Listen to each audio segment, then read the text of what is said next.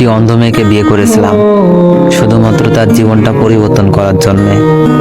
চেয়েছিলাম আমার ভালোবাসা দিয়ে ওকে পরিপূর্ণতা দিব, বুঝতে দিব না সে অন্ধ। বেশ ভালোই যাচ্ছিল দিনগুলি। একদিন হঠাৎ আমার সেই অন্ধ বউ বলে উঠল, স্বামী, আমি এই পৃথিবী দেখতে চাই আমার চোখ দিয়ে, তোমার হাত ধরে এই পৃথিবীর বিভিন্ন স্থানে যেতে চাই।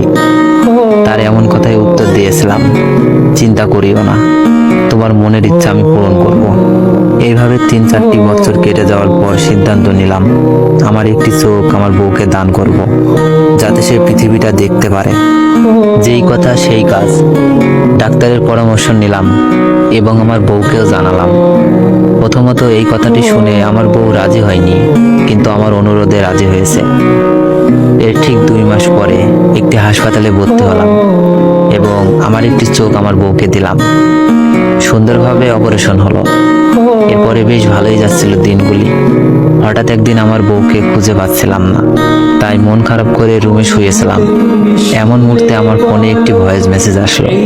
ভয়েসটি শুনতে লাগলাম, কারণ এইটা আমার বউ ভয়েস দিয়েছে। ভয়েসটি ঠিক এমন ছিল, হাসিব, ভালো থাকিও, আসলে তোমার সঙ্গে আমার যায় না, কারণ তুমি কত কালো, অথচ আমি দেখতে বেশ সুন্দর এবং রূপবতী। সত্যি বলতে আমি একটি ছেলেকে ভালোবেসে ফেলেছি এবং তার সঙ্গেই পালিয়ে এসেছি। আমাকে ক্ষমা করে দিও, আল্লাহ হাফেজ। ভয়েসটি শোনা মাত্রই হাসিব নিস্তব্ধ হয়ে যায়। বুঝতে পারতেছে না এখন কি করবে। হাসিবের হাত পা যেন থরথর করে কাঁপতেছে।